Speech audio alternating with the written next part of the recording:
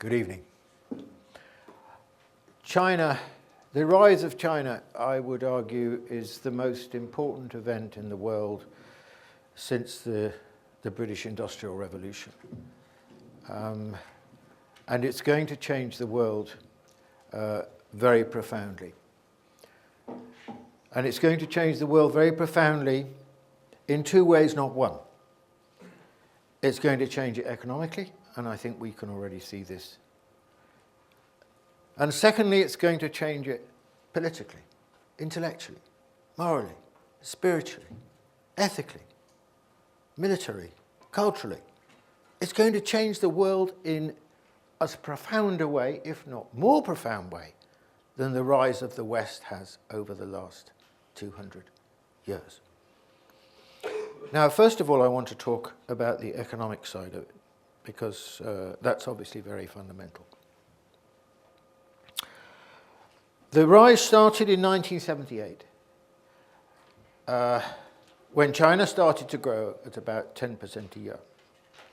But when it started to grow at 10% a year, it was only 1/20th of the size of the American economy. So the impact of China, even growing at 10% a year on the world, was extremely small.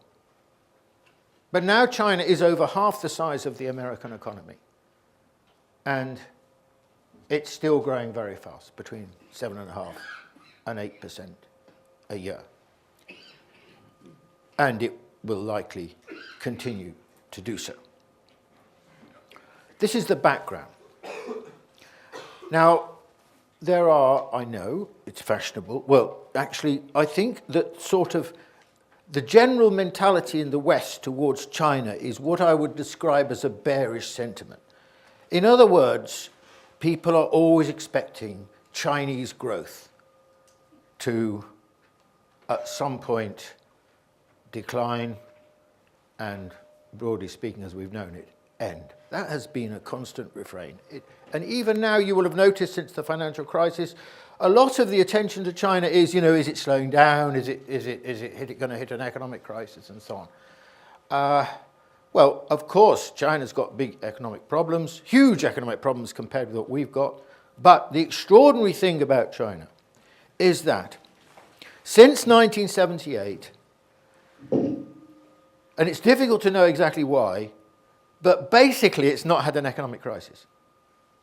It's carried on growing at 10% a year for over 30 years.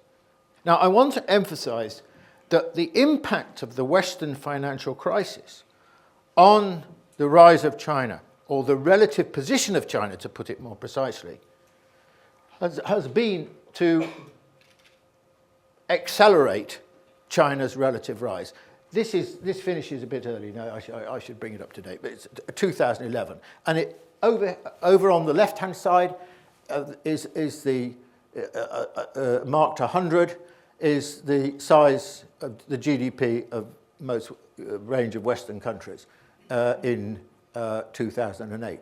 And you'll see by early 2011, most of them were still smaller than they were then. And Britain is still smaller than it were then. Now, and America is now a bit bigger, but not much bigger.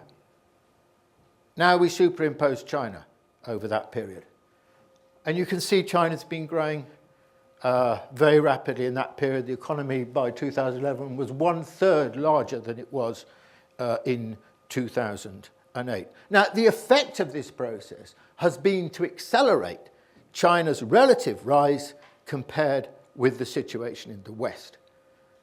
And I don't think really, with all the sort of noise of the media, this is clear in people's minds, that this process has continued and accelerated. And one of the effects of this process is this.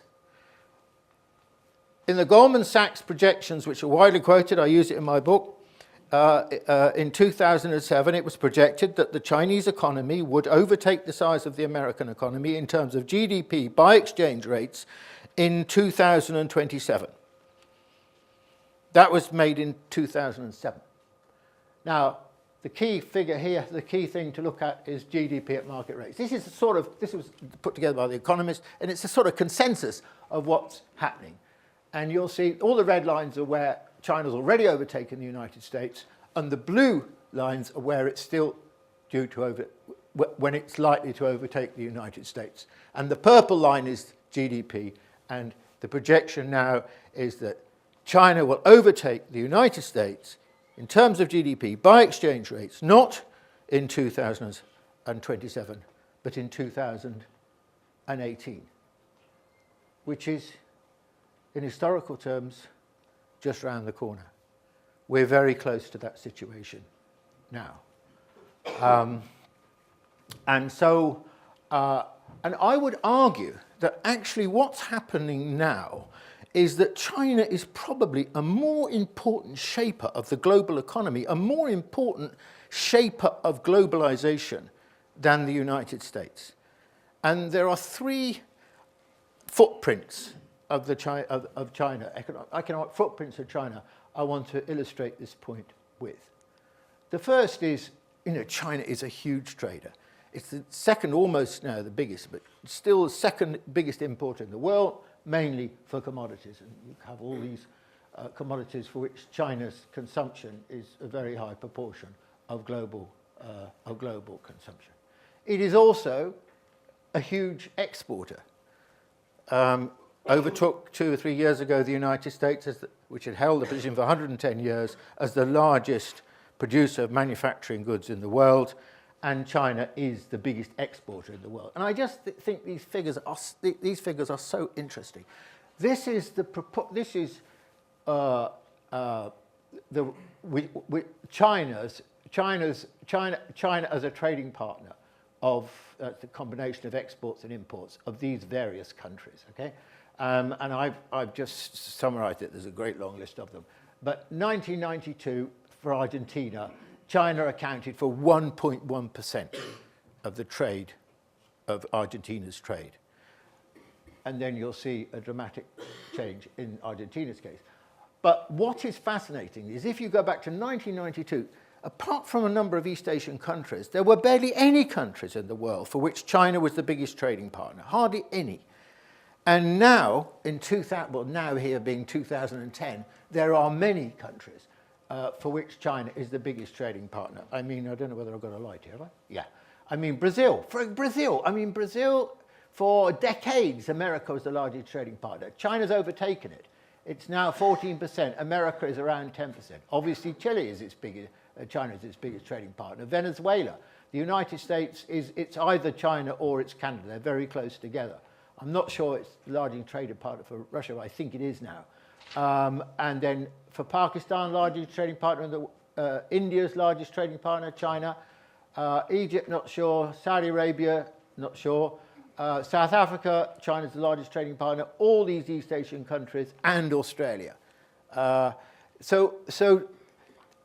And this is steadily growing. I mean, this is a fantastic transformation in 20 years, and it's growing. I don't think it'll carry on growing as rapidly as it has, because China's exports are not going to carry on growing as rapidly as they have because of the shift towards consumption. But nonetheless, the process will continue. Or take another measurement of China's rise, which is finance. I mean, in 2009 and 2010, between them, the China Development Bank and the China Export-Import Bank were responsible for more lending to the developing world than the World Bank. The World Bank, one of the two great institutions of the post-war American world order. And one can see that in time, the World Bank is going to become relatively insignificant, probably, in global terms. It depends a lot on to what extent countries like China and to a lesser extent India and so on put their funds, their money into the World Bank. But I suspect that it'll be much more complicated than that, because I expect there to be a different kind of international economic order as China develops along with other developing countries. But China is the key player, without any doubt, in this respect.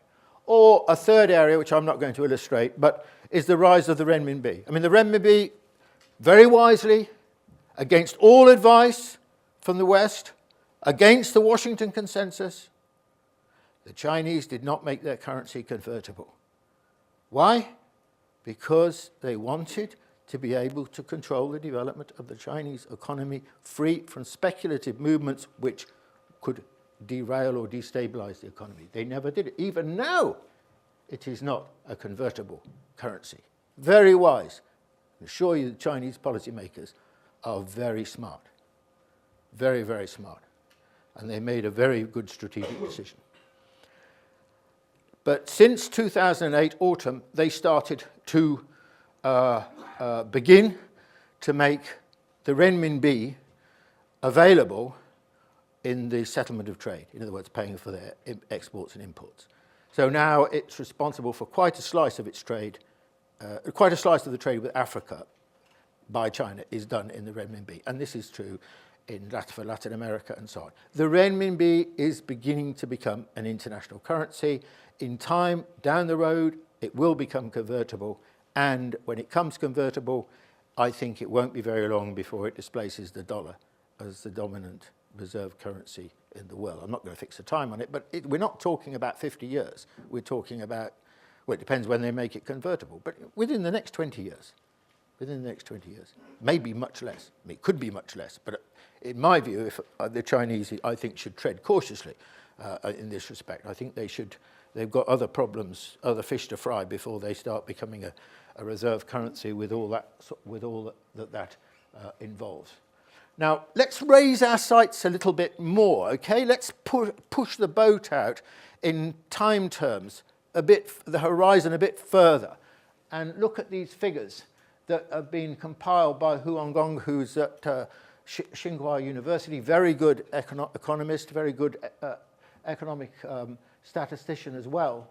And these figures are not so different from others that have been put together. But can I draw your attention here to China in 1820 accounted for 1/3 of global GDP. And then it had a horrific decline, what the Chinese call the century of humiliation.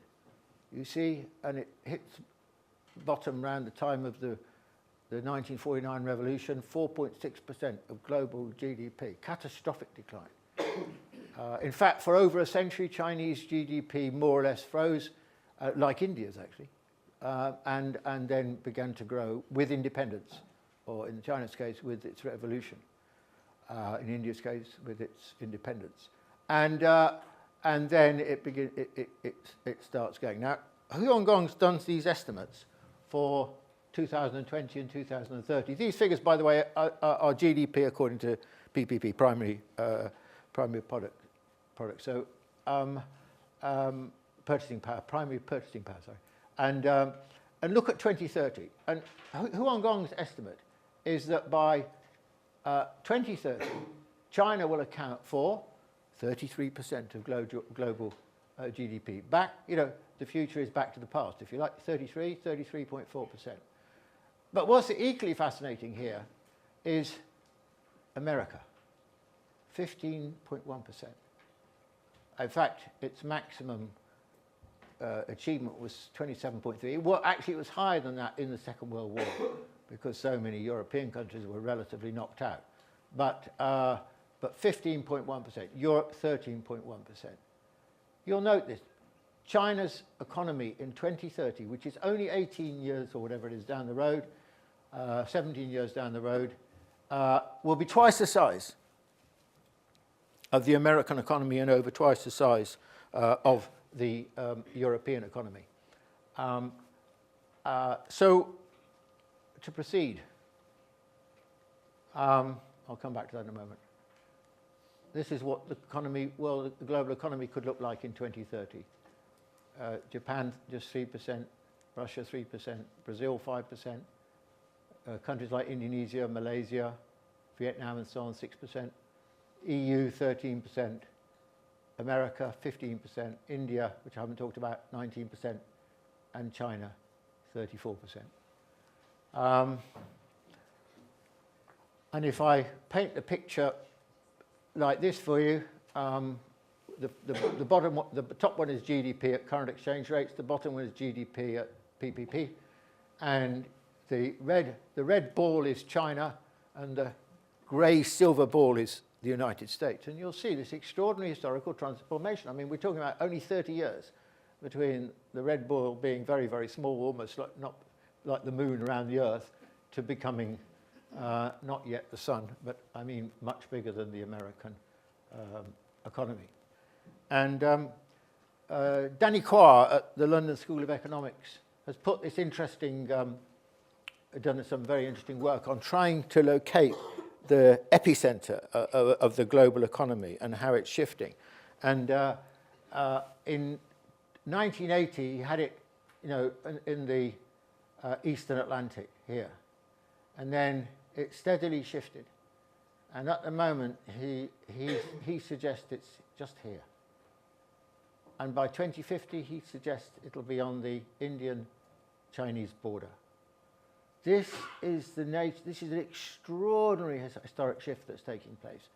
You know, this was when the world was still dominated by the North Atlantic in a sense. And this is how it is changing. And it's changing in another sense as well, just to go back to this. And that's this. Look, what characterizes this era is not just the rise of China. It's also characterized by the transformation in the position of the developing world. If you go back to the 1970s, the mid-1970s, the developed world accounted for 2/3 of global GDP, the developing world only 1/3. Bear in mind that 85% of the world's population lives in the developing world, and only 15% lives, roughly speaking, lives in the developed world. By 2000, it was roughly 50-50. Huang Gong's projection is that the developing world will account for 2/3 of global GDP by 2030. So the great transformation we're talking about, in which China is the leader, but is also the exemplar and is part of the wider phenomenon of the rise of the developing world and the decline of the developed world. That is the era that we live in. And the world is being and will be reconstituted by this process. In my view, we will see the existing international institutions either transformed or replaced, or both, is what I suspect will happen, is both. Because the new rising powers will want to constitute the world over time in a different kind of way. So that brings me to the end of my economic paration, because I want to move on and talk about China. What is China? You know, the economic stuff sort of enables us to think that China is very familiar to us and we know what it is and it's going to be like us. I mean, it doesn't, of course, we've got it wrong so many times. But there's a sort of ease of translation, or we think there's an ease of translation. Now, what about China as a country, as a history, as a nation? How to understand that? Now, the West has always thought, or has long thought, that there is only one modernity. And that modernity is a Western modernity. And that as countries modernize, they Westernize. They become more and more like us. We're all on the upper escalator. We're just on different steps on that escalator. So as China modernizes, it will become just like us. This is an illusion. This is profoundly wrong. This is based on the assumption that somehow the process of modernization is simply a function of competition, markets, and technology. It is not. It is also a function of history and culture. China has never been Western. It is not Western now, and it never will be Western. I don't mean that it's not learning like crazy from us. I don't mean that it's not incorporated significant parts of that learning into what China is. But the end product will not be a Western-style country. It will be something different. Now, This is where we're all at sea, because we don't think like this. We think that Western concepts, Western ideas, drawn from our own history, drawn from our experience, can explain what China is. I'm sorry, it only has a limited capacity to do that. And I refer here not just to general, media stuff and so on. I refer to a lot of China scholarship by, China experts in the West. I mean, in varying degrees, but there are great exceptions like Lucien Pai, who I think was a great scholar of China, who was at MIT. Now, what I want to do, the main thing I want to do today, before I get onto the UK and where we're going to be, is to try and give you some building blocks for understanding China. And I'm going to give you, as quickly as I can, 5 key building blocks for understanding China. The first is this. China is a nation state. But it's only called itself a nation state for the last century, a bit more than a century. Anyone who knows anything about China knows that it is a lot older than a century. Over 2,000 years ago, with the victory of the Qin dynasty at the end of the warring state periods, you began to get the unification of China. And these are very crude maps, but this is roughly what the Qin dynasty looked like against the borders of modern China. The southern line, the red line, is modern China. And if you go back, if you go on to the next dynasty, which lasted a lot longer, the Han dynasty, which is we're still talking about over 2,000 years ago. And there are the borders of the Han dynasty. So China has existed within, roughly, broadly speaking, its present borders. I mean, these parts of China were added much later under the Qing dynasty in the 17th century. The vast majority of Chinese live in this area then and now. Now, the fascinating thing here is this.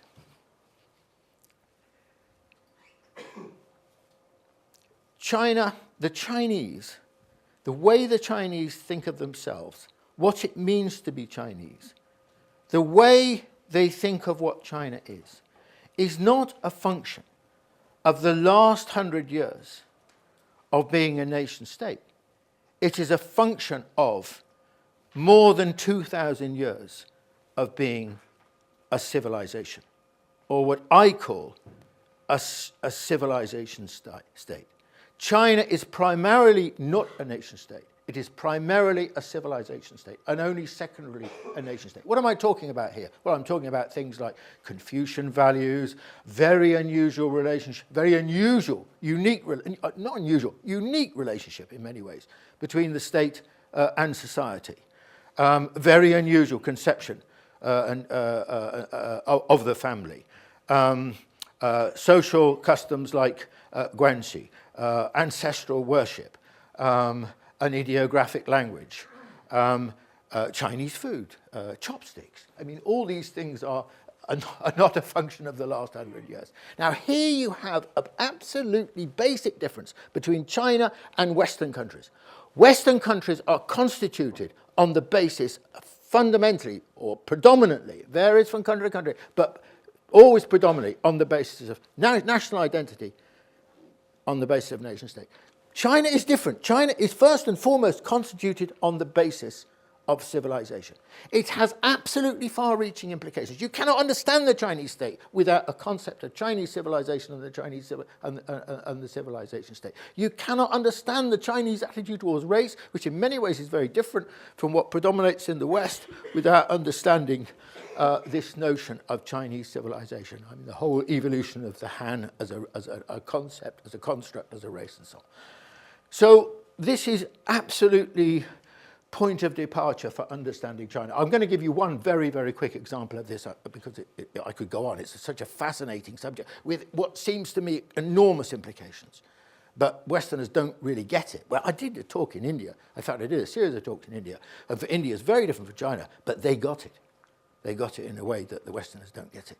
because we have no experience of this. But India has, and many other countries in the developing world have some sense of what one's talking about here. Now, remember 1997, handover of Hong Kong from Britain to China? And you may remember the Chinese offer was one country, two systems. And I don't think any of us really understood what the hell the Chinese were on, us being in the West, understood what the Chinese were really on about when they were making this proposal and what it would mean. I think we probably thought, well, when China gets its hands on Hong Kong, it'll just be like the rest of the People's Republic of China. It's just window dressing until they get their hands on it. Well, we were so darn wrong, weren't we?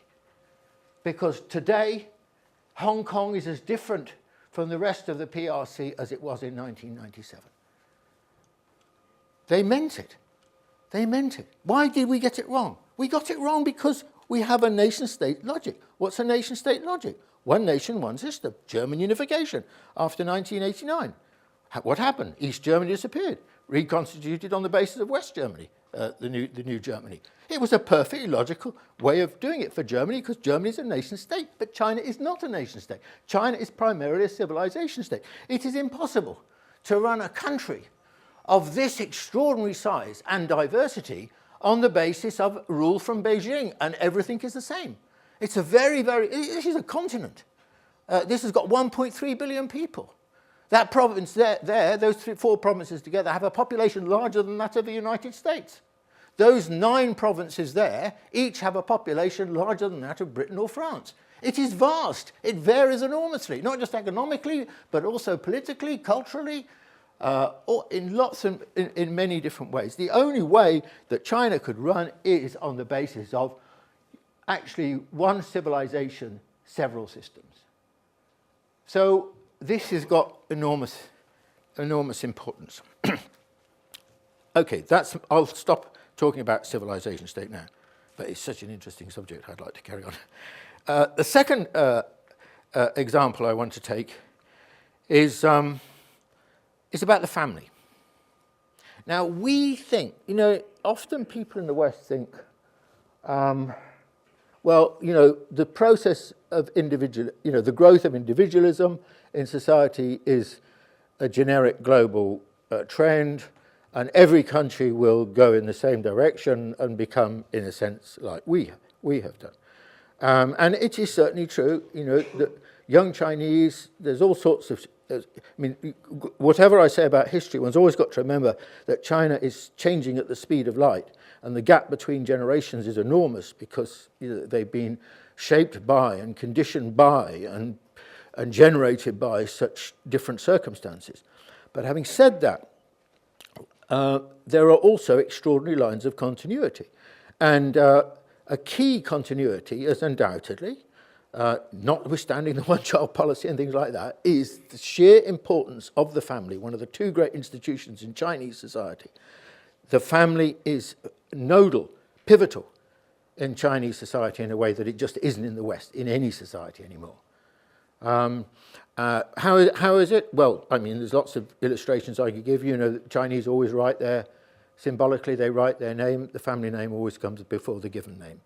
The family name is what matters, not the given name.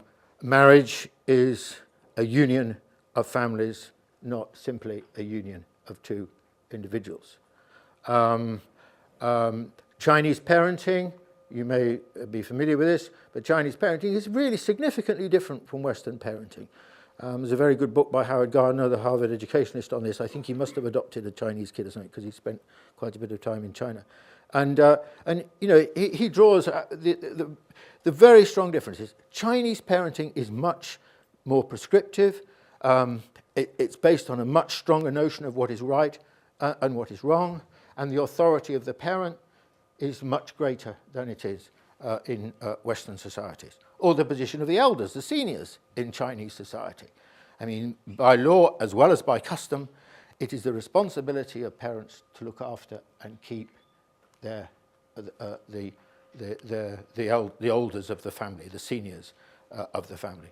And also, by the way, and this is not confined by any means to China, but it's common in East Asia, it is a shame shame-based culture, not a guilt-based culture. Western culture is a guilt-based culture. We need to save, we have to, Jesus Christ, was born on earth to save us from our sins.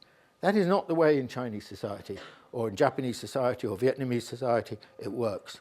It is based on shame, a question of losing face and so on. And you are socialized via the processes within the family. The Chinese essentially have a much more optimistic, and always have had much more optimistic view of human nature than Westerners. They don't think we're inherently sinful. They think if you're brought up in the right way by your family and by the educational process, there's no reason why you can't be a good person. So that's my second point about Chinese society. This is a fundamental difference, and whatever the enormous changes taking place, this will be in various ways, changing ways, mutating ways. It will remain, it seems to me, fundamental feature of Chinese society. Thirdly, China as a great power. Now, I suppose the assumption is, what will it be like? And the assumption, I suspect, that most of us have, well, somewhere or other, it will be like the United States. That it will exercise the same kind of the power in the same ways as the United States in a situation of global hegemony. I don't think that's right. I don't think that's right. I don't mean they won't have anything in common, of course they will, but I don't think that's right. And I don't think it's right for the following reason. It is true that European and American society, Western societies, share with China a notion of universalism. They think that they both share, both aspects share, the idea that in some way or other they are a model for the world. But the way in which they interpreted historically being a model for the world was profoundly different. For Westerners, for Europeans, because we start with Europeans here, the Europeans interpreted universalism as a desire to expand across the world, to conquer territory, and to civilize the uncivilized, to project and convert their religion, Christianity. I mean, this was what the colonial empires that accounted for such a large percentage of the world from the late 19th century until the middle of the 20th century were about. Now, China's notion of universalism was very different. China's notion of universalism was the land under heaven, the Middle Kingdom, the most advanced civilization in the world. So why would you want to leave the land under heaven? Why would you want to step out? Chinese have a very strong sense of superiority. Why would you want to step outside heaven, the land under heaven, into darkening shades of barbarianism? So actually, China's notion of universalism was essentially a stay-at-home universalism. So, whereas we worship those, go to any British city and you'll find those who led colonial conquests and so on, their statues littered around the major cities. In China, that never happened. If you stepped outside and migrated, for example, to Southeast Asia, you were stepping outside civilization. You were not deserving the protection of the emperor. Very, very different historical tradition. So the Chinese had no empire. They didn't colonize. The nearest they got to, you could argue that under the Qing dynasty, when they conquered these in the 17th century, that this was a form of colonial expansion. But it was on their own continent, and they never sought to colonize, for example, Southeast Asia and Indochina, which they could have done. Instead, they had something different. They had the tributary system, which I won't go into now, but it did not involve conquest of these territories. So this seems to me a fundamental difference between the experience of the Chinese and the experience of the West. The other difference is this. China's huge. China's got a massive population. Today, 1.3 billion people. It's a population 4 times the size of the United States. larger than the United States and Europe put together. It's a very difficult country to run. The problem facing all rulers of China in the imperial period and in the communist period is how the hell do you hold it together? Because when you've got a country that large with that big a population, the centrifugal forces are very, very powerful. And from time to time, of course, they've upset the Chinese apple cart, and they've gone through periods of very difficult conflict.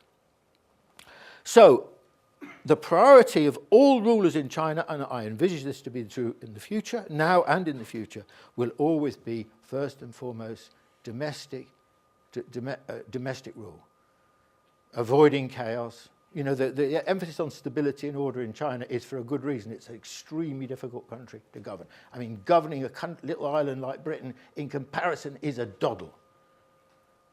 Governing China is extraordinarily difficult. This is why, in many ways, the Chinese state, and I'll come to this in a moment, is so hugely competent. So, that's my second point, that China will be a different kind of third point, a very different kind of global power. My fourth point is about the state. Now, we think in the West, we get the Chinese state absolutely wrong, in my view, absolutely wrong. We think that the Chinese state is the Achilles heel of China. Why? Well, because it's not democratic. So it's got no legitimacy. We think that the legitimacy of the state is purely and simply a function of democracy. But if you look at these kind of figures, for example, from Tony Sage, his work, he's at the Kennedy School at Harvard, on levels of satisfaction, and they're borne out by the Pew Global Attitudes figures as well. For levels of satisfaction amongst the Chinese with their government, they're extraordinarily high. I mean, the left-hand column, the blue one, is central government, and you see credibility, legitimacy goes down the more and more local you become. But they are extraordinarily high figures, and the Pew figures are the same. Now, how do you explain this, given that China is not, in our terms, democratic? Well, I would suggest three ways of thinking about it. First of all, for the Chinese, the state has a very different meaning and a different relationship to society to the one we have in the West. For the Chinese, they see the state as the embodiment of what the country is. They see the state as the representative guardian of Chinese civilization. It goes back to the question of the civilization state. It's the protector of the unity. If you want to know why Mao, to this day, enjoys such prestige amongst the Chinese, much greater than Deng Xiaoping's ever achieved, even though he was the architect of the economic transformation, it was because Mao did something extraordinarily precious in the eyes of the Chinese. He put the country together again in 1949. He reconstituted the state as the central institution of Chinese society. And even though he screwed up left, right, and centre in all sorts of ways, subsequently, for the Chinese, this made him, if you like, one of the great emperors. Now, the second reason that I think the consideration to understand the Chinese state and its relationship to society is that in Western society, we see that state in essentially utilitarian and instrumental terms. What would it do for me? If you think it's going to work, you vote for X. If you don't think they're going to do a good job, you vote for Y, or whatever it is. Now, the Chinese don't really see the state in those terms at all. They see the state in familial terms. They see, Confucius, writing 2,500 years ago, suggested that the model for the emperor was the father. The emperor should act like the father it's obviously a patriarchal society. The model for the role of the emperor was the father in the family. And the Chinese view the state in familial terms. Now, this is so alien to our way of thinking, so profoundly different. But actually, it's not just true in China. In some degree, it's true in Japan, and it's also true in Vietnam, and it's true in Korea, in Confucian societies. Well, the last point, because I want to say it, but I haven't really got time to go into it, is I just want to say something about race, because no one ever talks about race, and it's so important, and it's very important to understand that you can never understand any society in the world unless you understand the process of its ethnic construction. And China is no exception to this. You know, you all know that China's huge, 1.3 billion people, but I bet you didn't know that over 90% of the Chinese think of themselves as one race, the Han. It's extraordinary, absolutely extraordinary. It's completely different from the next four most populous countries in the world, India, the United States, Brazil, and Indonesia. They are completely different. They all regard themselves to be multiracial, multicultural. But China doesn't really accept at the edges. Why? Because, well, how did the Han develop? How did this notion of the Han develop? How did this construction of the Han well, over a very, very, very long historical period. This is why the civilization state notion is so important to understanding the ethnic construction of modern China. If you want me to elaborate, I'll deal with it in questions. Okay, so I just want to, what I'm trying to convey here, I hope with some success, is that China ain't like us. I don't mean there's nothing in common. I don't mean we're not part of humanity. But its historical development is so different. And you've got to remember, you know, that we're very recent compared with China. I mean, China is the longest continuously existing polity in the world. Going back, well, arguably, it's one of the first, you know, one of the first settled with the Fertile Crescent, the first settled agriculture in the world. So China has a very, very long history.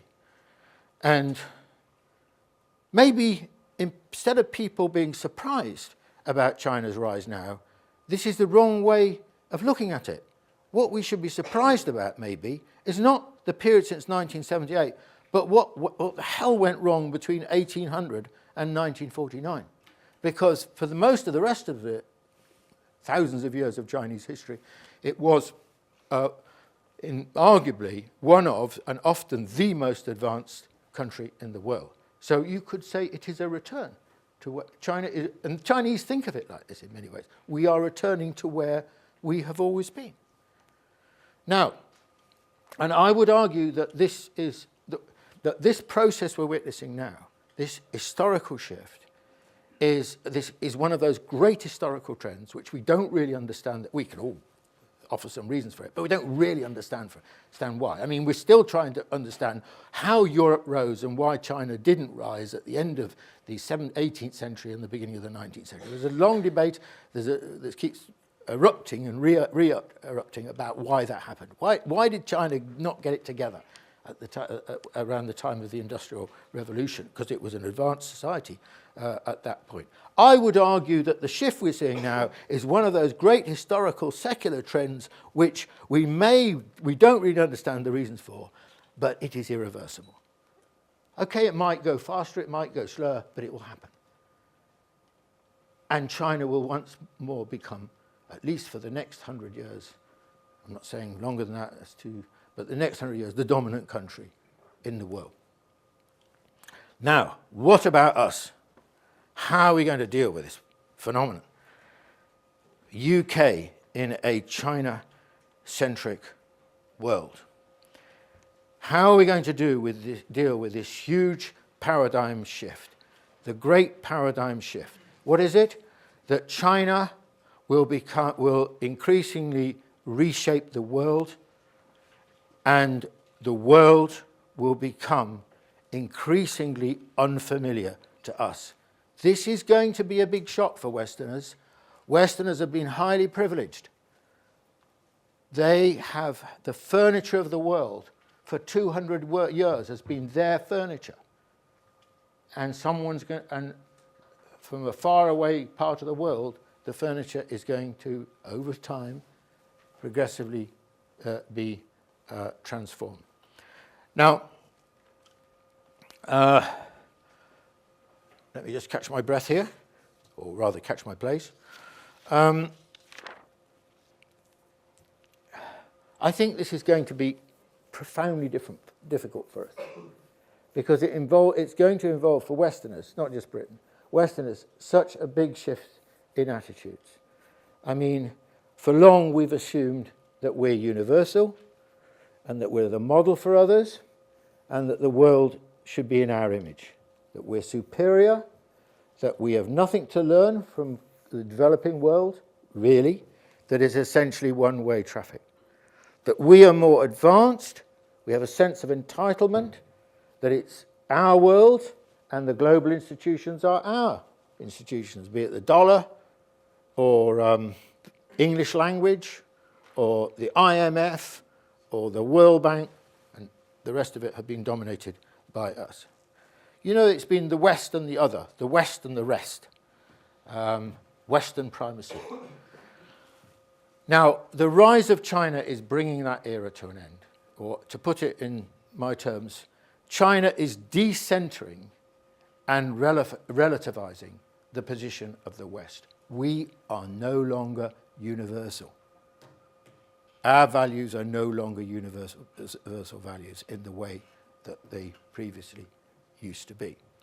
Now the question is, how are we going to respond to this? And I'd like you to look at this quote from a very good American historian of China called Paul Cohen. And Cohen's argument, to make you feel a little bit pessimistic here, is that the West has long thought of itself as the most cosmopolitan of all cultures. But Cohen argues that this is wrong, that actually the West in many ways is the most provincial of cultures. And the reason he argues this is because the West has been so dominant for 200 years that basically it could get its own way by military might or by economic strength or, of course, linked to those by force of example. So it's never really had to take others on and respect others and deal with us on anything like the same terms. I mean, all America's relationships today, even today with China, have been based on American primacy. America has no equal relationships. All its relationships are unequal. That is the great advantage of being, if you think it's an advantage, of being a great imperial power, a great hegemonic power. Now, Cohen's argument is what this means is that we are very provincial because we never really had to understand others. So we don't really get them. On the other hand, the vast majority of the world's population, those who live in the developing world, are in quite a contrary position. They have been obliged to know about us. They were forced to by colonialism. They had to make decisions about the extent to which they were going to be westernized, or on what terms they were going to be westernized, or often they had no real say in the process by which they were colonized, i.e. westernized. And so therefore, if you go to East Asia today, I'll tell you now, East Asians, whether they're Chinese or Japanese or Koreans or Vietnamese or whatever, have a much greater knowledge of the West than the West does of them. They understand it. They're bilingual or bicultural in a way that Westerners are not bicultural, except within the terms of ethnic diversity within their own societies. So this is Cohen's argument, and I think this is a sobering thought, because as we move into a world which requires us to have a very, very different kind of attitude, are we capable of developing that kind of mentality? Which is going to be necessary. Now, I have to say, the more I've thought about this, the more pessimistic I've become about it. I mean, if I look at Europe, it's clear the speed with which Europe's declining is very rapid. It's becoming marginalized. It has a provincial outlook, a provincial mentality. It's lost sight of the world. It doesn't have a map of the world. And it combines arrogance and ignorance. Arrogance towards, China, for example, that, it looks down on it, it lectures it, and so on, and ignorance. It doesn't even understand it. That is a toxic combination, a dangerous toxic combination for a culture that is going to be required to make enormous changes to itself. Now, we have, I think, two choices. One, I'm going to opt for the second.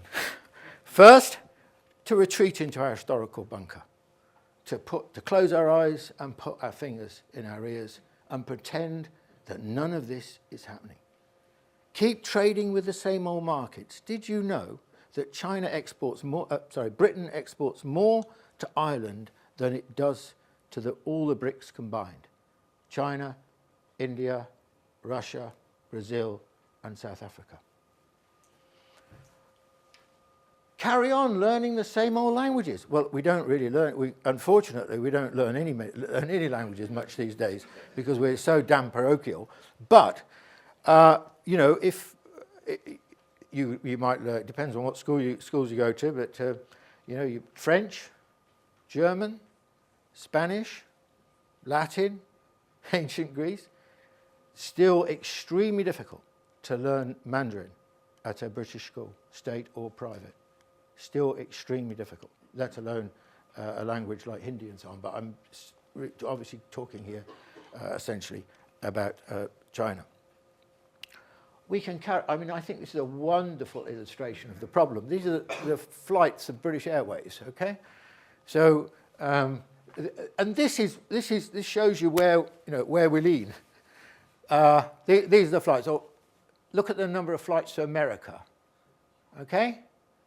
Now look at the number of flights to China, or the whole of, I mean, across Asia, and there's obviously loads of flights to Europe, and that I think is a very interesting expression of the kind of problem that we face. And you know, we can carry on lecturing the Chinese, telling them how to do this, and I mean, they so deeply resent it. I mean, I'm not saying that what we've got to say has no value, is not important. You know, the question of Tibet, the question of a Dalai Lama, but the Chinese hugely resent it because, you know, they're a country that were colonized and deeply resented this colonization. So, and the Chinese are very proud people.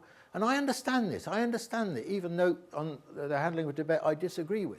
But I understand what the Chinese pushback on that. And you know, there's a sort of anyway, enough of that.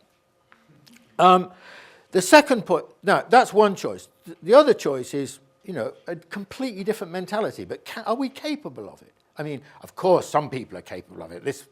I look around, I know people, they are already doing it. They're already showing this kind of inclination. But as a culture as a whole, are we capable of engagement, curiosity, humility, contrition, understanding China on its own terms, and openness to a different culture that at the moment we don't understand, but we need to understand?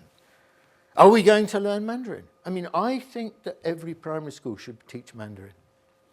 Every primary school should teach Mandarin. It's going to be absolutely fundamental to operate in the modern world to learn Mandarin. We need to prioritize the Chinese market. We need to welcome Chinese capital. We need to welcome Chinese students. They are a terrific investment for our future, as opposed to treating them like an immigration statistic that we need less of. And above all, a willingness to learn. You know, for the last 30 years, the traffic has been mainly, or in the early period, exclusively one way. China learning, not just from the West, but certainly learning a lot from the West. But that picture is going to change, and is already starting to change now. I mean, let me give you some examples. This is the OECD Global Survey of Education. It was published at the end of 2010, and it's the performance of 15-year-olds in all sorts of countries around the world, science, reading and maths. And you'll see top in every case was Shanghai. Not just top, but well clear on the PISA marks. And then if you look at the next countries, well, frequently they are, what should we say, broadly speaking, Confucian-based societies. You can see I lifted these from America because America's headline there. Now, why is it that these societies, especially in the Shanghai case, how do they do it? These are deep questions, and we've obviously got a hell of a lot to learn because, there's old dear Britain there, for example. I've just spotted her. And can you anyone see Britain here? Down? Thank you. And here, go on, help. Up. Okay. Yeah, there you are. Okay. Right, okay. You helped me make the point. So, and I think education, we think that the Chinese, they learn everything by rote and so on. I'm not saying the Chinese don't need to learn things from us, but that's not the point. Do we, because they know that, do we need to learn from them? Of course. What do we need to learn from them? Above all, the central element is the recognition in Chinese culture, coming from, I think, from Confucianism essentially, of the importance of education. Education is regarded with reverence in China. It is the way to transform your family's prospects in China. This is a very, very long Chinese tradition. So if you can get your kid into Tsinghua or Peking University or Renmin University or Sun Yat-sen University, one of the top universities in China, it transforms the prospects for your family. And so there's this enormous recognition. And the agents for this are the parents. And the Chinese parents have a very, very high expectation of their kids. And it's not just within China, but you'll find it with Chinese parents here or around the world. It's true of the diaspora. They have a very high expectation that their kids will do well at school. They require them to do well at school. And they are right, broadly speaking. I mean, I'm not saying every way it always happens is the right way, but broadly as a cultural attitude, this is very, very positive. Or take infrastructure. I mean, belatedly in Britain, we're just recognising that infrastructure might be important. The Victorians, of course, did know this. But the Chinese are showing how to do it. And, they are the masters of infrastructure. I mean, if we want to get things, HS2, whatever it's called, done quickly, well, the Chinese will probably do it for us in a year. Look at their high-speed rail network. Their high-speed rail network is the largest in the world and will shortly be larger than the rest of the world put together. They know how to do infrastructure. Or the Chinese state. I didn't finish my point about the state. The Chinese state is extremely competent. It is based on a meritocratic system which goes back to Confucianism. I think it is far more competent than Western states. We don't talk about competence, we talk about democracy. I'm not belittling democracy. But what is also extremely important is the state fit for purpose? Can it lead society? Can it provide? Well, now, we've been through a whole era of neoliberalism where we belittle the state. We didn't think we needed the state. Everything could be privatized. The market sorted everything out. This is all nonsense. And the consequences have been very severe in all sorts of ways. But the Chinese have not made that mistake. And the Chinese state is extremely important. We can learn so much. In the 19th century, early 19th century, of course, Western societies did look to the Chinese state to try and learn things about how it should work. China is the home of statecraft. China is the home of Confucius, the first great theorist of governance. So I finish by saying this. My last 3 points are just headline points. And they are, 1, what does the future mean for us? The future means that we're all going to have to become, in the next era, a little bit Chinese. Just like in the 19th century, willy-nilly, the world was required to become a little bit Western, or in those days, a little bit European. Because you had to learn from the most advanced area of the world, and you had to also, and that was where power resided and so on. Secondly, the future of Western modernity as Western modernity in a sort of purist form, if I can put it so crudely, is bleak. Western modernity needs to become a hybrid modernity. It will have to learn from what is happening in East Asia, and it will have to learn, above all, from what is happening in China. Now, I just say to you that all East Asian modernities are really hybrid modernities. They have had to learn from the West. we will have to start thinking in a much more open and pluralistic ways ourselves. And my third and final point is this. This is not just a matter of governments. It is a matter for every institution in society, whether it's a university or a company or even a charity. They will have to think, what do they need to be in the new China-centric era that we're moving into?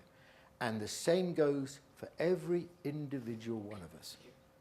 How do we deal, respond, equip ourselves, equip our children for this new era that we're moving into? And if we don't, well, you know, we're just going to be marginalized. And that's what the Chinese did. The Chinese, at the end of the 18th century, early 19th century, they thought we'd got nothing to learn from Britain, we've got nothing to learn from the Industrial Revolution, we can just ignore it. And what happened? 150 years of marginalization, occupation, civil conflict, and poverty. Thank you. My name is Adibek. I'm from Imperial College. I'm an undergraduate studying life sciences. My question is, why do many rich Chinese people go to the West nowadays? Thank you. Well, I mean, it's not just rich people. I mean, lots of Chinese have been like to come as tourists, and there's been a steady, and quite a few Chinese students, when they finish, if they can, will stay on for a period. I mean, that's certainly been true in America. But you're right that, you know, that one phenomenon is that some rich Chinese settle, and some silt their money out of China in illegal capital flow because they want to hedge their bets, and they can afford to hedge their bets. They've got the power to hedge their bets. So why is it? I think I think Chinese young people go abroad out of curiosity. I mean, you know, I don't think they're any different from, in that sense, from young people the world over. You know, if they got the possibility of doing it. Remember, this generation of Chinese is basically the first generation in large numbers that can do that. And for the rich Chinese, well, I think that you know, they're still wary of lack of property rights. They know there's a lot of resentment in China against rich people, and a fair amount of that resentment is probably not misplaced, because they think that there's a common assumption in China that amongst a lot of people that the Chinese have, you know, the Chinese rich have done it through forms of corruption and so on. So they, you know, if they can afford it, they'll have a place, a property in London, or, you know, a property in Beijing and a property somewhere else, and so on. So I think there's a complex of reasons for it, but I don't think it's not a dramatic trend. I mean, it's nothing like Russia.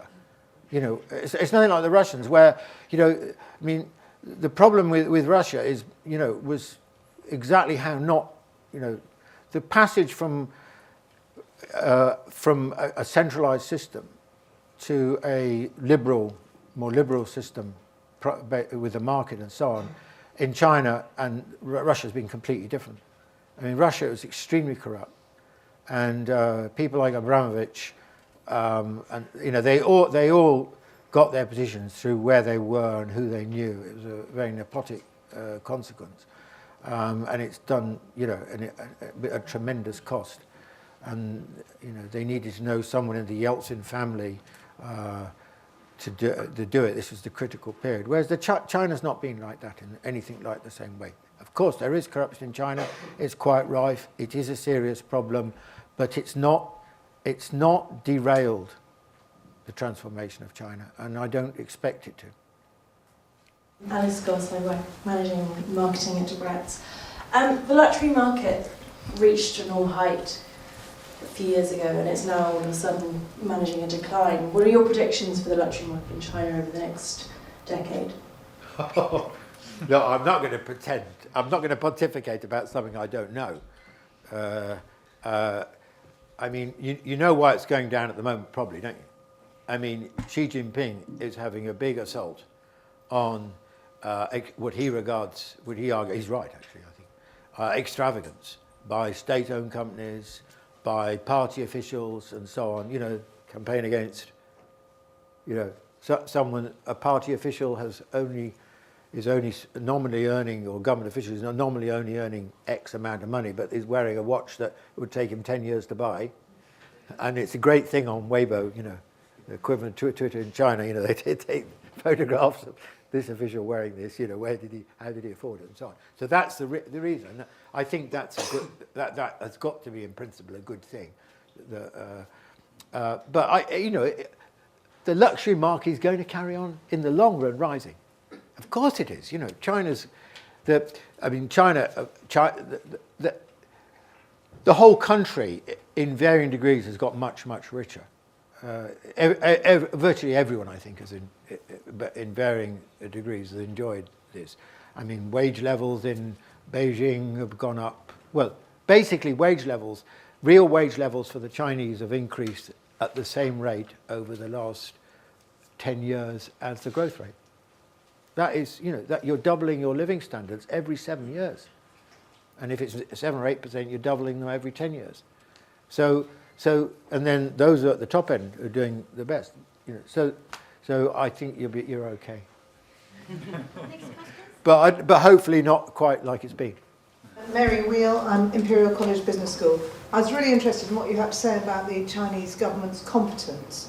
And I wanted to sort of probe that a bit more. I mean, we know they've got the scope and power to do things like the Three Gorges Dam and clear 1.3 million people out of the way to do it. But is that really competence? And will we hear about their incompetence? Is their society open enough to really make that judgment? I'm sure you know more about it. And I was just wondering if we we are actually in a position to make that judgment. Well, I think it's a good point, and I think what we can see is what they've achieved. I mean, you can't argue with this extraordinary, the high-speed rail network. You can't argue with the economic transformation of China, the speed with which it's happened. Now it's rapidly rising up the value chain. I mean, have you been recently to China? In my defence, when I say I'm starting Mandarin lessons on Tuesday. Setting everyone an example. Very good. No, I didn't ask you that. I mean, one of the things is when people go to China, they often, they never have the same view again when they come back, because it's in your face, the transformation. You just can't. It's just extraordinary. I mean, it's got an extraordinary power. What's happened, and I mean, that's happened to me. I first went in 1993, and it was elemental compared to what it is now. So there's all those measurements. Now, question is, what is the cost of it? That's your question. If they build the Three Gorges Dam, or when they do the high-speed rail network, what happens to the farmers or the people who live in the way of it, and etc.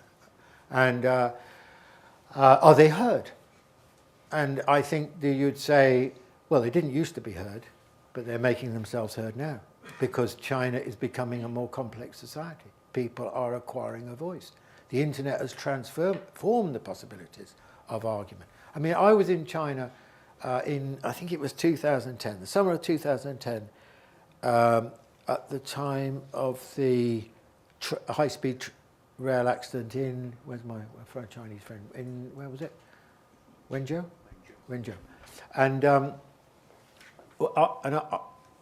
initially the press gave anodyne versions. The first day or two, the press gave anodyne versions. Official Ministry of Railway kind of handout. Ministry of Railway is an extremely powerful institution in China, or was, and was a law unto itself. It had its own police force and everything, And then the internet, then people started to talk about it on the internet hugely. And within a few days, the whole position of the Chinese government shifted, and they closed the whole nationally, the whole high-speed rail network, while they investigated what was the cause of the accident and so on. Now, that wouldn't have happened 10 years earlier. And so I think the answer is, well, the Chinese get away with things that you'd never get away with here because the priority is different. You know, when you're a very poor society, you're willing to accept a different reckoning to when you're a richer society. And the equation will change in China over time as well. But the state is still extraordinarily competent. It's a very, very competent institution. I mean, you know, quite frankly, the architect of China's, I mean, the transformation of China is to do first and foremost with the Chinese people, you know, and the attitude of the Chinese people, their willingness to work, extraordinary industry, and their willingness to learn, and the standards they expect of themselves. I mean, I think that always really impresses me about the Chinese. And not just men, but women. Women, above all, I think, symbolize, urban young women symbolize the transformation of China. And so, but if you ask, well, what is the architect of the transformation? The architect of China's transformation is the Chinese state. And so we have to treat the Chinese state, I think, this is the greatest economic transformation in human history. So we have to treat the achievement of the Chinese state in this respect with extraordinary respect. And we can learn a great deal from them, even though we ourselves are confronted with very different circumstances. Richard Adams, talent marketer and life sciences consultant. I just wanted to pick up on the education, the drive for education, and those Chinese who are taking advantage of the Western organisations, such as the one we're present today. And as these young Chinese go through Western education, the influence that they will have, and in what direction that may take the state. I've one or two examples. I was talking to a friend of mine from Australia. I lived and worked in Australia for many years, and there's a lot of Chinese there who are good examples of what you say about making the most of the education system, doctors or lawyers or what have you. But there's a friend of mine who's been working with the Chinese and big engineering construction projects.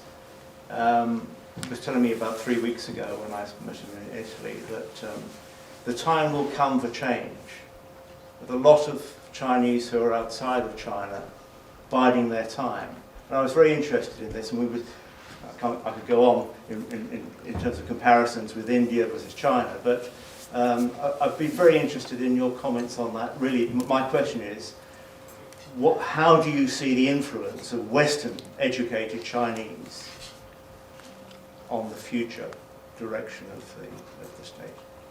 Well, I mean, the most obvious effect they have is, you know, the benefits they get from their education in Western institutions.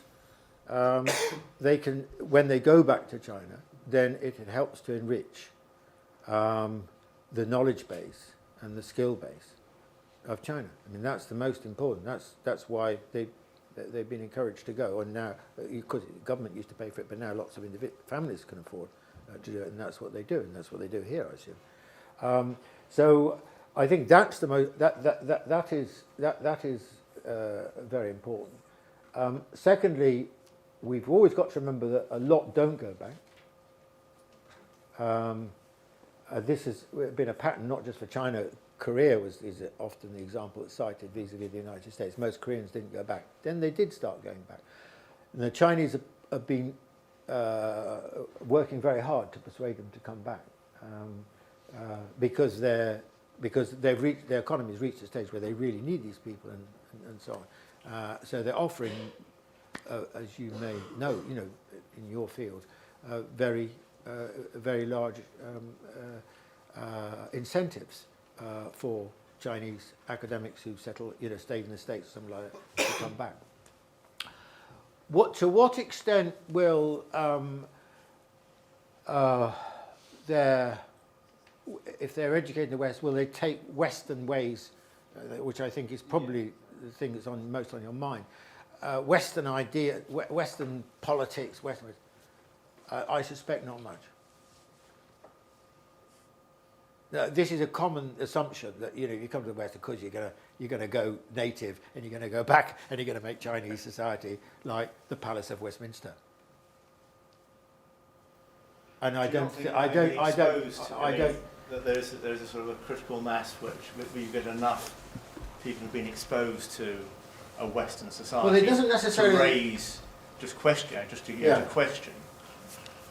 the old ways. Yeah, definitely, but not necessarily in ways that we would think. That they don't necessarily go. I mean, of course, they all go back thinking a bit differently, in some way or another, but not necessarily thinking like we do. It's a mutation rather than they're radicalized by Western ideas and they go back and the Western dream, we need it in China. I don't think it works like that. I'm not saying it doesn't work for anyone like that, but I don't think that's generally the way it works. I mean, the Chinese kids that I know that have been in the West, they often, characteristics of the Chinese here. Chinese tend to I expect it's true at the university here, the college here, they tend to mix a lot amongst themselves. And this is a universal, everywhere I see Chinese students, this is a very, very strong characteristic. And they, and the family remain, even if they don't go back, the family will remain very important. And the sense of being Chinese will remain extremely important. And the other thing to bear in mind is, if I was Chinese, I understand the seduction of living in a richer society. If you lived in a richer country, it's difficult to go and live in a poorer country afterwards. I think this is quite a common human characteristic. But if I was Chinese, I'd think, well, do I really want to stay here in Britain or America, or do I want to go back to China, where the opportunities are clearly so much bigger than living in a stagnant, declining culture like our own. I mean, I'm not exaggerating. That is what we live in my view. And so I think that the attraction for going back to China is very, very strong. But some people don't. I know lots of Chinese who've gone. I've got a friend, and she looked after my son when we helped look after my son, and she was a graduate of Tsinghua. She was an architect, and she's now living. She married a Chinese and I think he works in America and is in California, and she's living there now. And she said, "We're going to stay here a while, but we will go back." And I think that's fair enough. I'm Adam Knight, a student in Chinese at the University of Oxford. I'm representing a new organisation called British Sinophile. I was just wondering whether you could comment on how China's increasing importance in world affairs will affect how the UK conducts its foreign policy. I'm thinking kind of particularly about the EU question that's going to be kind of gaining momentum over the next couple of years, and how what we do here in the UK and what we do abroad will affect our relations with China. What's on your mind in particular when you mention the EU? Well, in particular, the kind of idea that if we, and this has been reiterated by other countries such as America and Japan, if the UK were to leave the EU, would countries such as China, Japan, America have the time for us when it came to bilateral relations? Just kind of... I think the answer is quite straightforward. Because I heard one of the Chinese leaders who was over here, and he was asked this question by the head of KPMG, I think it was. It was just a dinner in the evening, and what are the prospects for can Britain? The question he asked was, can Britain become because he's quite very interested in China and the possibilities. Can Britain become the sort of bridgehead, Chinese bridgehead in Europe? So we would be the conduit for China's rise in this region and influence. And the answer was quite simple. He said, If you leave the European Union, the answer is never. Simple as that. Kind of, sorry, I'm talking it, but kind of in addition to that, I'm just thinking, how would you mentioned when you were talking about, how we should kind of almost keep some of our opinions to ourselves and not lecture the Chinese when it came to things like Tibet. And like you said, we might think that what we're saying is right, but sometimes it's better to kind of keep quiet when it comes to that. Is that something that you would kind of advocate to keep quiet? Well, I'm thinking kind of, for example, last year when David Cameron and Nick Clegg met with the Dalai Lama, and that kind of put us on a ministerial deep freeze when it came to China relations. When it comes to difficult issues such as human rights, Tibet, global warming, whatever, should the UK and other countries look to promote themselves and trade, or should we speak up? Okay, just one rider to what I said to you about Britain and Europe. Listen, the country that matters to the Chinese in Europe is Germany. The Germans have played a long strategic game. They recognise the importance of China. They also never made the mistake that we made of running down manufacturing. So for the Chinese, Germany is an extremely important partner. The Germans have got a strategic partnership with the Chinese, which is going to be very, very important in the future for Germany. And so, if we're not even we've not been strategic in our relationship with China. We haven't placed a priority on the importance of the relationship with China. We're laggards. So it's not just a question about the European. We just haven't done it. And this bunch that we've got now. Excuse my rather dismissive attitude towards them, but they just don't understand the world. In my view, they just don't clock it. But then that's the danger of being educated in elitist institutions that are still deeply embedded in a long ago history. Peterborough Nuclear Information Service. I wonder whether you could give us your views on how you think the Communist Party will evolve and change as China develops over the next 20 or 50 years. Well, I can say I don't know, which is true.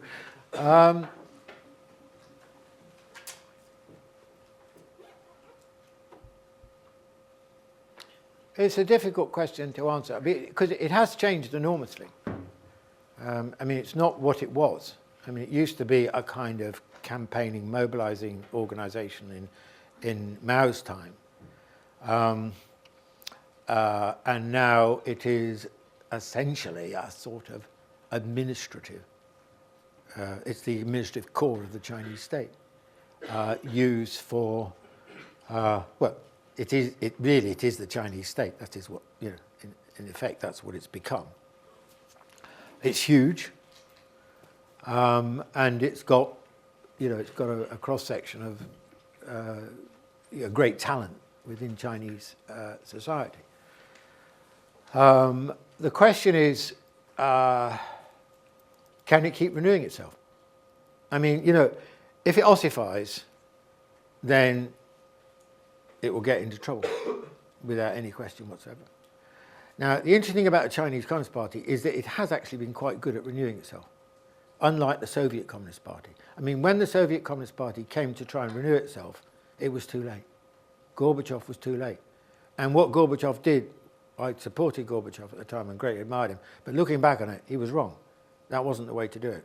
It was a kind of big bang. And the difficulty the Soviet Communist Party, I think, always had was that it never had real popular roots.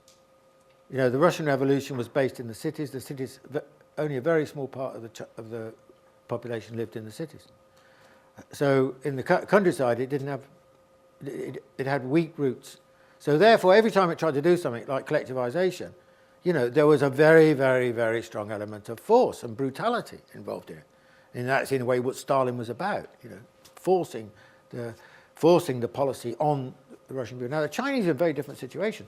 Their support was not in the cities. That was where the Kuomintang had the support. Their support was in the countryside. This was, the significance of the Long March, the guerrilla warfare against the Japanese, and so on. So the Chinese Communist Party built up great support in the countryside, where the vast majority of Chinese live. That's where Mao's support came from. It came from the countryside, not from the cities. And I think that the difference between the Russian Communist, Soviet Communist Party and the Chinese Communist Party was the Chinese Communist Party had deep roots in Chinese society and a lot of popular support. And that is, I think, for me, that's the nearest I can get in my mind to explaining why it was that the Chinese Communist Party could make the extraordinary shift it did after Mao died to Deng Xiaoping. I mean, it's very difficult for a political organisation to make that kind of change. You've got to be extremely self-confident, and I think deeply rooted in society, to have the confidence to suddenly basically say, you know, they didn't say it like this, but this is what it meant. We got that wrong. We're going to do it like this.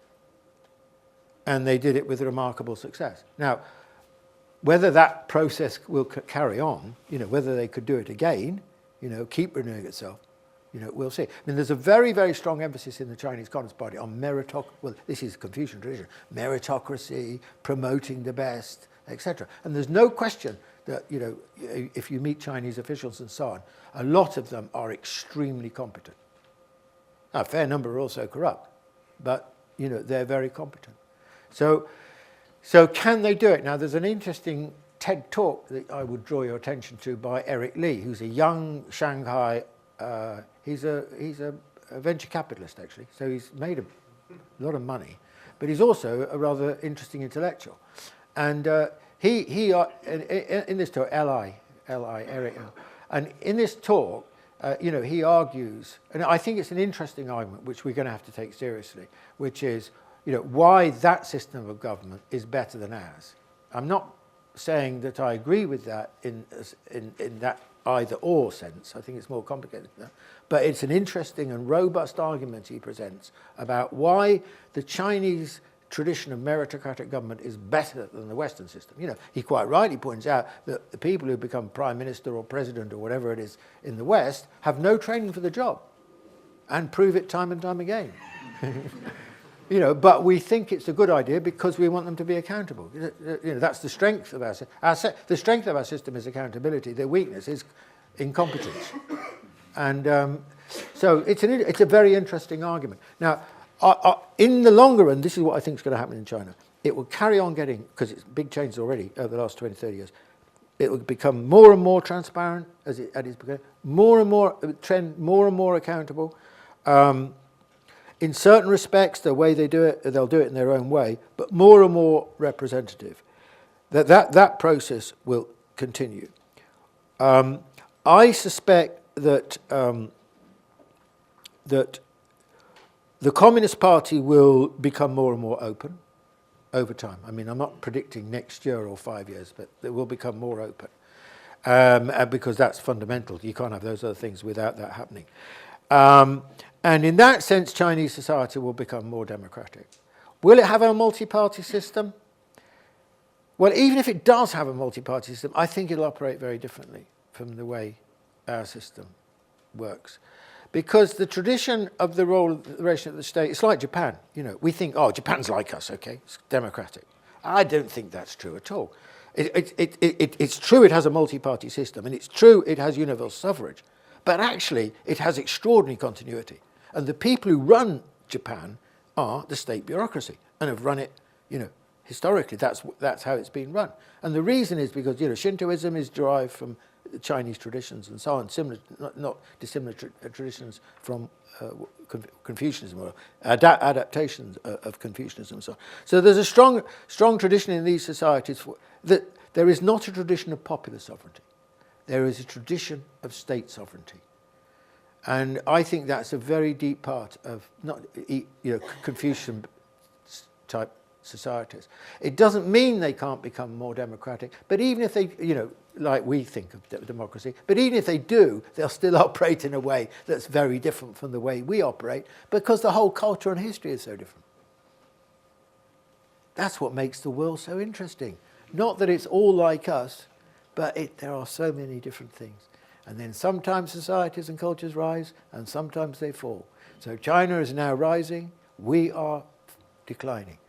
China's rise will not be forever, Because what will happen? How will China's period in the sun come to the end next time? The same as it historically always has come to an end. This is an extremely difficult country to run because it is so large. When the stars are aligned, the centripetal forces are much stronger than the centrifugal forces. When the stars get out of alignment, the centrifugal forces outpower the centripetal forces, and China goes into disarray. This has been the story of Chinese history, and I've got no reason to believe it won't happen in the future. Thank you.